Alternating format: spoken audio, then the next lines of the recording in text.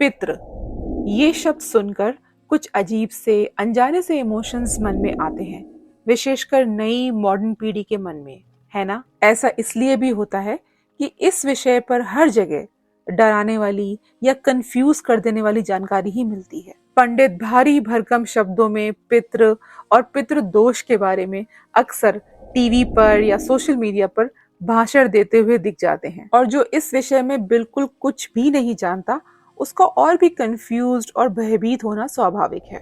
हमें स्वयं और हमारे बच्चों का पितरों जैसे इम्पोर्टेंट टॉपिक के बारे में पता होना बहुत आवश्यक है, क्योंकि आप माने या ना माने, आपके पितृ आपके जीवन पर प्रभाव डालते ही हैं। तो पितृ आखिर होते कौन हैं? इसे आज एकदम सरल शब्दों में और एक मॉडर्न अप्रोच के साथ समझने का प्रयास करते हैं। जय श्री राम, जय मां पीताम्बरा। स्वागत है आप सभी का शंखनाद चैनल पर। वीडियो शुरू करने से पहले एक छोटा सा प्रश्न आप सभी से।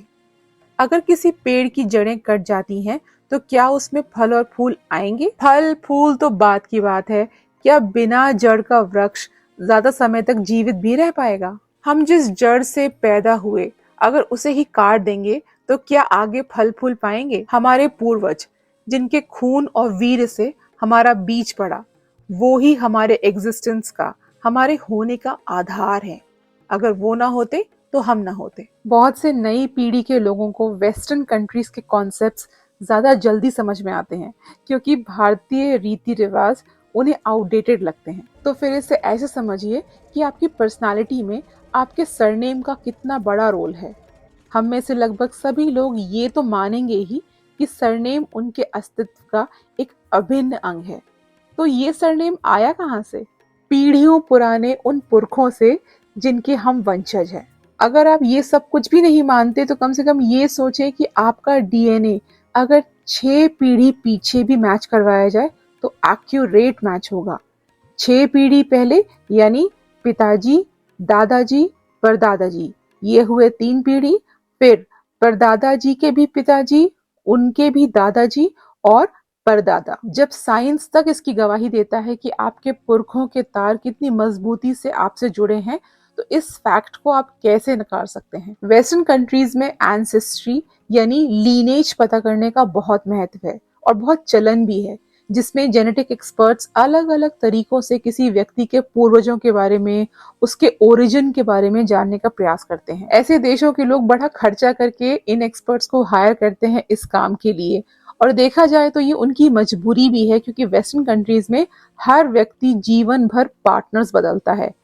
एक से कहीं ज्यादा प्रेम और शारीरिक संबंध होते हैं। लिव इन और वन नाइट स्टैंड से पैदा हुए बच्चे ये भी नहीं जानते कि उनके असली यानी कि बायोलॉजिकल माता पिता या दादा दादी हैं कौन। ब्लड लाइन्स प्योर नहीं होती, मिली जुली होती हैं, और इसी ब्लड लाइन और ओरिजिन का पता करवाना उनके लिए बड़ा फैसिनेटिंग होता है। ऑलमोस्ट एक ट्रेजर हंट गेम की तरह, जहाँ पे आपको कदम कदम पे कुछ क्लूज मिलते जाते हैं और आप जैकपॉट हिट करते हैं। प्रॉपर फैमिली सिस्टम नहीं होने की वजह से उन्हें अधिकतर अपने पूर्वजों के बारे में पता नहीं होता, लेकिन थैंकफुली हमारे यहाँ कम से कम अभी तक ऐसा नहीं है। लोगों को ये पता होता है कि वह कहाँ के मूल निवासी हैं, उनके दादा परदादा कौन थे। तो एंसेस्ट्री पता करवाने की हमें आवश्यकता नहीं है, इस मामले में हम बड़े लकी हैं। लेकिन जिस तरह से लोग बिना विवाह के साथ रह रहे हैं और बच्चे पैदा कर रहे हैं, बहुत जल्दी ये स्थिति हमारे यहाँ भी आने वाली है, तो इसके लिए तैयार रहिए। खैर, टॉपिक पर वापस आते हैं कि पितृ आखिर कौन है। हमारे पूर्वज जिनका देहांत हो चुका है, जैसे कि माँ पिताजी, दादा दादी, परदादा परदादी ही पितृ माने गए। आज के इस युग में अगर मात्र 2 पीढ़ी पहले तक यानी कि दादा दादी तक के लिए अगर आप कुछ भी करते हैं तो इसका शुभ फल आपको और आपके परिवार को अवश्य प्राप्त होगा। जीवन में किए गए कुछ पापों या बुरे कर्मों के कारण कई बार मृत आत्माओं की सद्गति नहीं हो पाती और वो अधर में लटकी रहती हैं। उनकी ये स्थिति काफी कष्टकारी होती है। तो ये उनके वंशजों की जिम्मेदारी है कि वो कुछ ऐसे प्रयास करें कि पूर्वजों की सद्गति हो। और जो लोग ये कहते हैं कि जिसे मरना था वो मर गया, हम क्या कर सकते हैं, तो याद रखिए कि ये स्थिति आपके साथ भी आएगी जब आप निर्भर होंगे अपने बच्चों पर, अपने पोतों पर, कि वो आपकी सद्गति कराने में, मुक्ति दिलवाने में सहायता करें। इस ब्रह्मांड का सिस्टम ऐसा ही चलता है।